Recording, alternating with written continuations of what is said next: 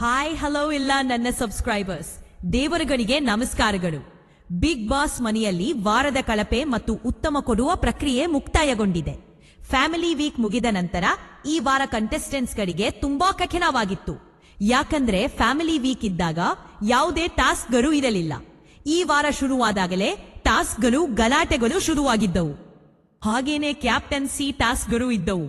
ಈ ವಾರ big boss ಮನೆಗೆ ಧನುಷ್ ಕ್ಯಾಪ್ಟನ್ ಆಗಿ ಮೊದಲ ಫೈನಲಿಸ್ಟ್ ಆಗಿದ್ದಾರೆ. ಈ ವಾರ ಬಿಗ್ ಬಾಸ್ ಮನೆಯಲ್ಲಿ ಯಾರು ಕರತೆ ಮತ್ತು ಉತ್ತಮ ಅಂತ ತಿಳಿಸಿಕೊಡುತ್ತೇನೆ ಬನ್ನಿ. ಧ್ರುವಂತ್ ಕರಪೆಯನ್ನು ಗಿಲ್ಲಿಗೆ ಕೊಡುತ್ತಾನೆ. ಅದಕ್ಕೆ ಯಾವ ಕಾರಣ ಅಂದರೆ ಅಶ್ವಿನಿಯವರೊಂದಿಗೆ ಜಗಳ ಮಾಡಿದ್ದು ಅಂತೆ. ಈ ಒಂದು ರೀಸನ್ಗೆ ಗಿಲ್ಲಿ ಸರಿಯಾಗಿ ಮುಟ್ಟಿ ನೋಡಿಕೊಳ್ಳುವ ಹಾಗೆ ಉತ್ತರ ಕೊಡುತ್ತಾನೆ. ಉತ್ತಮನ ರಕ್ಷಿತಾಗೆ ಕೊಡುತ್ತಾನೆ. ಕಾವ್ಯ ಉತ್ತಮವನ್ನು ರಘುಗೆ ಕೊಡುತ್ತಾರೆ. ಕಲಪೆಯನ್ನು ಧ್ರುವಂತ್ಗೆ ಕೊಡುತ್ತಾಳೆ. ರಾಶಿಕಾ ಉತ್ತಮನ ಸ್ಪಂದನೆಗೆ ಕೊಡುತ್ತಾಳೆ. ಹಾಗೇನೆ ಕಲಪೆಯನ್ನ ಧ್ರುವಂತ್ಗೆ ಕೊಡುತ್ತಾಳೆ. ಸ್ಪಂದನ ಉತ್ತಮನ ಧನುಷ್ಗೆ ಕೊಡುತ್ತಾಳೆ. ಅಶ್ವಿನಿಯವರು ಉತ್ತಮನ ರಕ್ಷಿತಾಗೆ ಕೊಡುತ್ತಾರೆ. ಕಲಪೆಯನ್ನ ಗಿಲ್ಲಿಗೆ ನೀಡುತ್ತಾರೆ. ಗಿಲ್ಲಿ ಉತ್ತಮನ ರಾಶಿಕಾಗೆ ಕೊಡುತ್ತಾನೆ. ಧನುಷ್ ಉತ್ತಮನ ರಾಶಿಕಾಗೆ ಕೊಡುತ್ತಾನೆ.